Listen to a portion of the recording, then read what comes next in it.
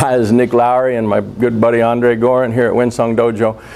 And we're going to be taking a look at the number 2 series just as an overview. The number 2 chain series begins from the second release. He's grasping our wrist and we are basically slipping behind to a place proximate.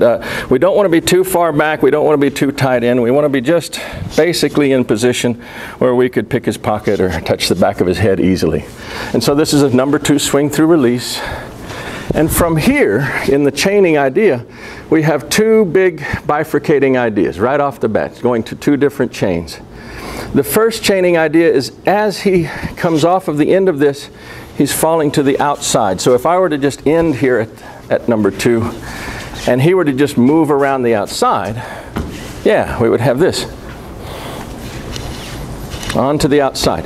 The first thing that happens in this outside turning form is that as it comes down, the hand will make a motorcycle grip right here. Right here at the hand and the wrist. And it doesn't grip early. You've got to be very careful not to try to set this grip up here. This is very awkward. The grip comes into place as the body is going into its down function here. So we just get that part first. Number 2 release, grip. And just the grip by itself will tend to be an event for the guy. If your timing of your grip is happening with the timing of your step, it can be a potent thing all by its lonesome. Surviving that, we have a set of actions. The first one is like a kote-gaeshi, where you're touching the outside of this elbow here.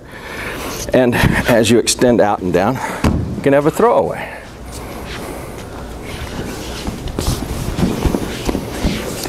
Following on that, his survival goes to a oshi-taoshi form. So he's living in this condition and it's failing for whatever reason. It's not knocking him down. So this top hand slides under next and extends through that elbow to oshi-taoshi. So we have number 2 release, kote-gaeshi, oshi-taoshi. Good. Then we have number 2 release, kote-gaeshi, oshi-taoshi. Oshi-taoshi fails to sumi-oshi with a backup of shomanate. So the second hand, as this hand changes, will come and cover his face. Watch that one again. Swing through release, kote-gaeshi, oshi-taoshi, sumi-oshi with a shomanate backing it up. So if I were to step with the wrong foot, well, that's cool. We got a shomanate. I don't mind that. That's pretty cool. But if it happens to come off the way we're actually moving cleanly through space, well, it'd be sumi-oshi here. Sumi-oshi itself leads to a chain and a bifurcation, so that as we swing through and we're in the kote-gaeshi, the oshi-taoshi, and we come to this condition for sumi-oshi, the hand and the face can start getting countered. He begins to push this out of his face. He doesn't like this very much. So when he pushes and he pushes and we react to it a little early, we're going to wind up near the crook of his elbow, and we're basically in an inside form of that kote-gaeshi that gets called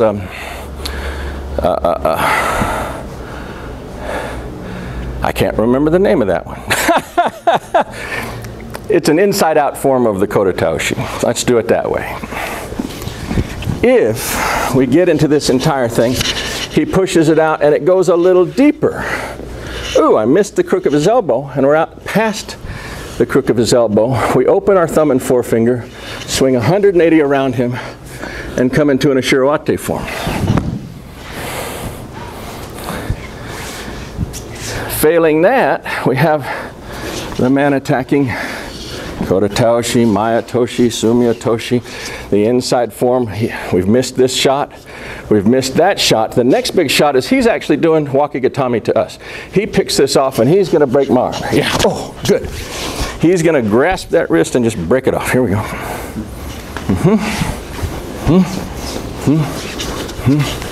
Which becomes tai-oshi. This tai-oshi can be thrown like that, like a judo throw, or we can do it in a more Aikido-esque form. Looks more like this.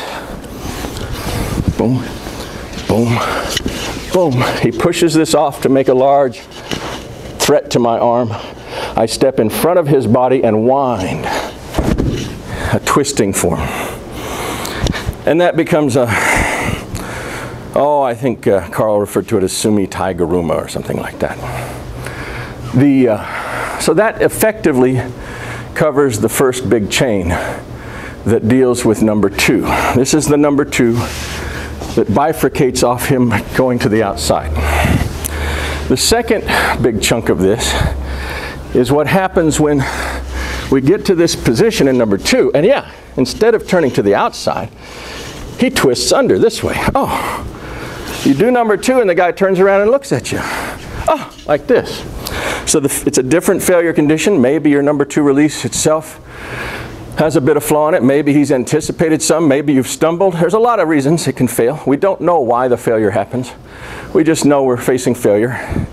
He turns, and because we've kept the correct proximity, when he turns, our second hand can be immediately in his face. So this is the first shot. Oh, shomanate.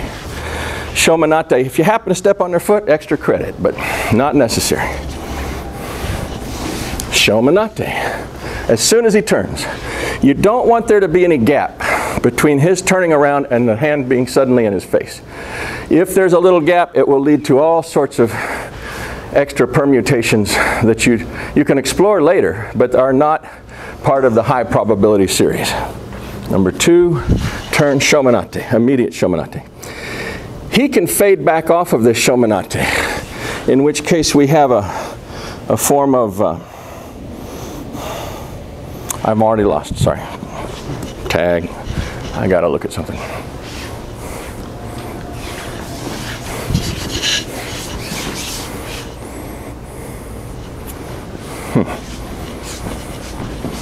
I'm lost. I know that's the shot, the shomanate. After the shot, I want to say,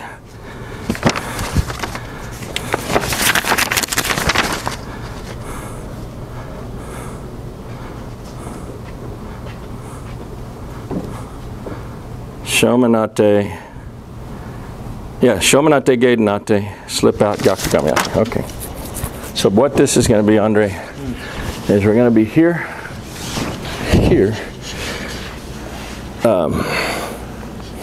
get a hold of this hand and slip away from it, and yeah, we stay in contact. And oh, that one. I think we have here first, and then, Jesus, now I'm losing my mind. Boom, boom, boom, boom. Yeah, that's it. Okay. Okay. Are we still filming? Yeah. All right. So here we go. Number 2 occurs. The man turns around. Shomanate's happened. He interferes with it. He doesn't like this in his face. You've had a little gap, and so immediately we slip to a gyaku-gamae-ate position, and we throw the guy. Number 2, he makes his turn, shomanate, he interferes with it, gyaku-gamae-ate. If he slips out of gyaku-gamae-ate, he picks that leg up, gyaku-gamae-ate. And this, I'm shooting at his face as we go to gyaku-gamae-ate. If it hits him in the face, great. If it goes above his head, it's just an oshi-taoshi form of the thing. So you have 2 ways this unfolds, but basically, up the middle line, gyaku-gamae-ate, gyaku-gamae-ate. If he manages to get it above his head and slip out of that, that's cool too. Boom. Then you have the oshi-taoshi, and the oshi-taoshi is odd because you also have purchase on both of his wrists.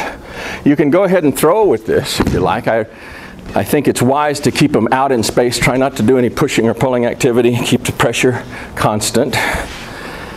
If he continues to rotate from something like that, boom, and we're here, and he rotates back around to face you, you have a very nice opportunity for a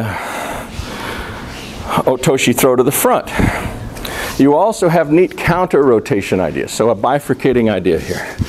That once you've slipped to here on the man, if you let him rotate and he begins to turn back around to face you, yeah, and about halfway through his rotation. About now, I start rotating with him.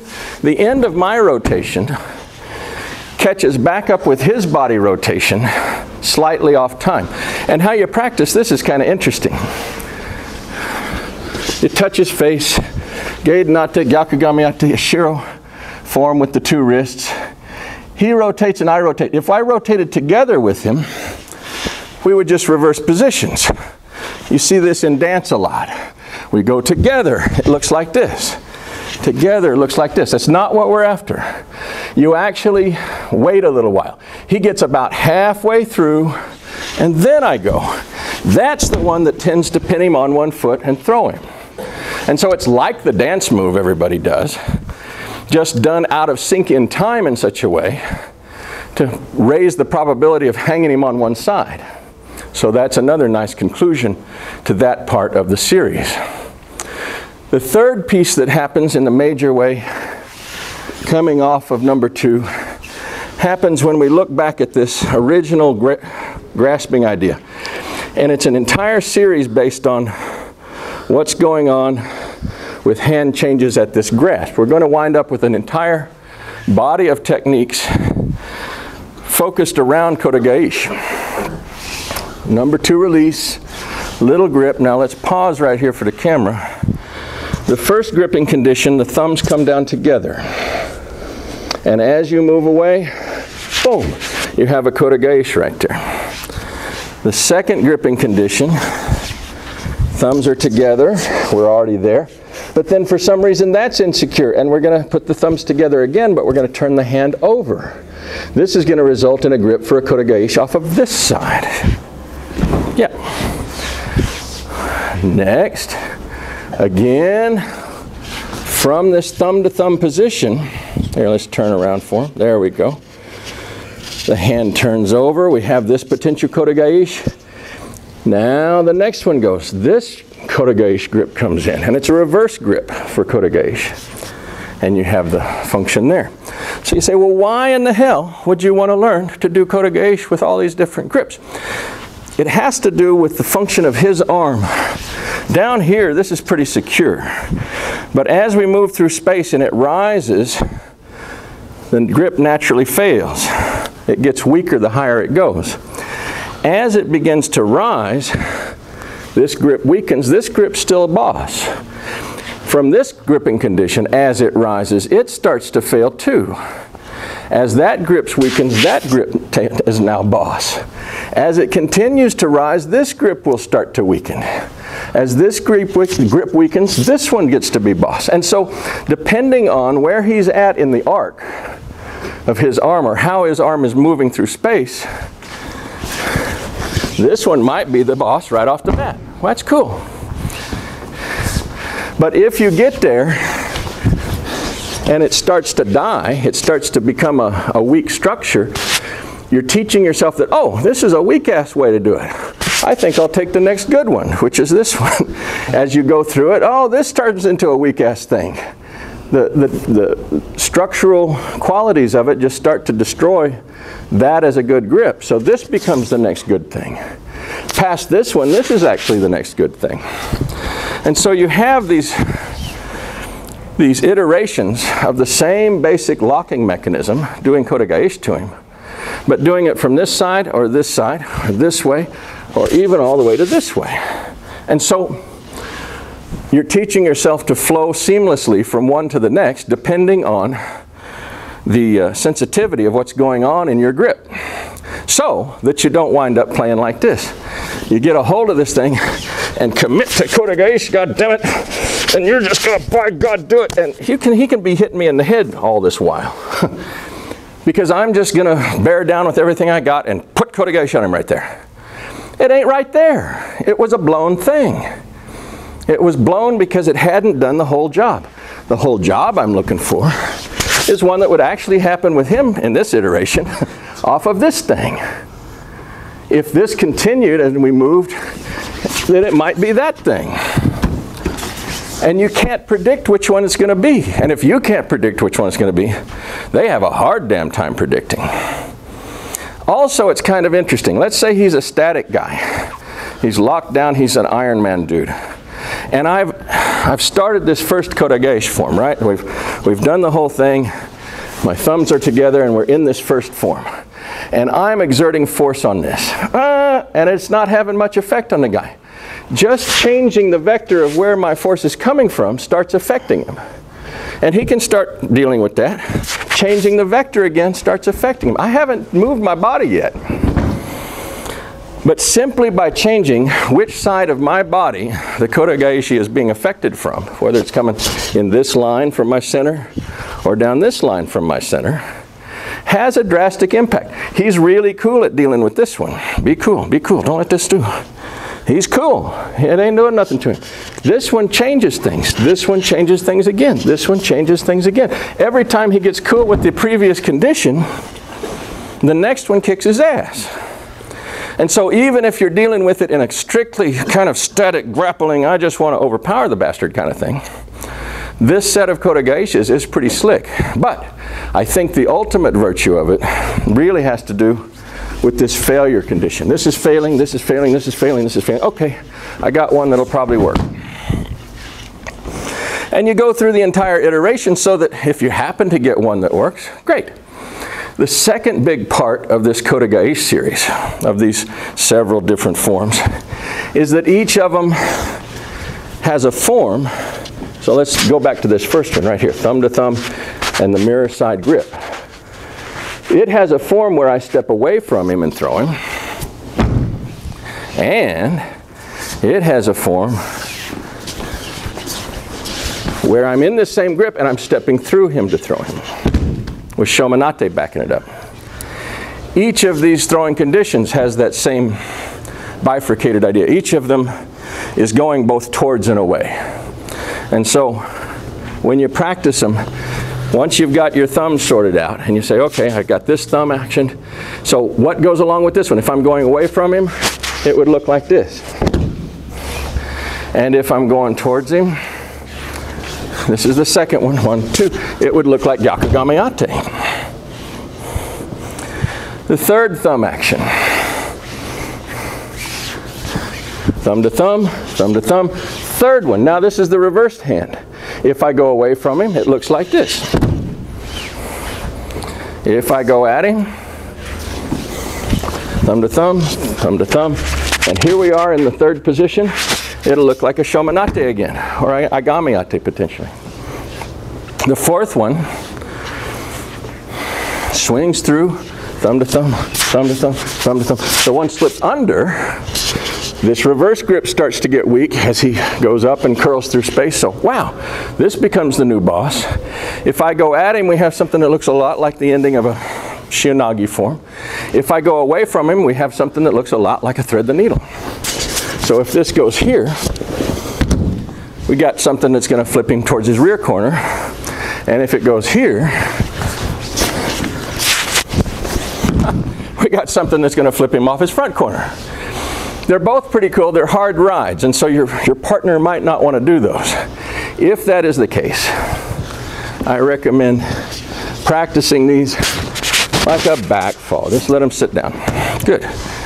And if you like, from the same kind of position, if this front corner, you can just let it go and do the little oshi-taoshi thing. That's perfectly fine as a good response. Some people don't like those high elevated things, and they're a little scary to them. No need to terrorize your partners. That is the broad outline of what's going on in number 2. 3 large branches. There are several sub-branches that come off of those. But if you start with just the bifurcation that happens right here at the end of 2. Is he turning under? Is he turning out? If he turns out, we have the gripping function that does all the mae-toshi, sumi-toshi things. But if you're a little further away from him, you're not clumped into his body, but you're actually working at a greater range from him, you have all the Kote-gaeshi functions.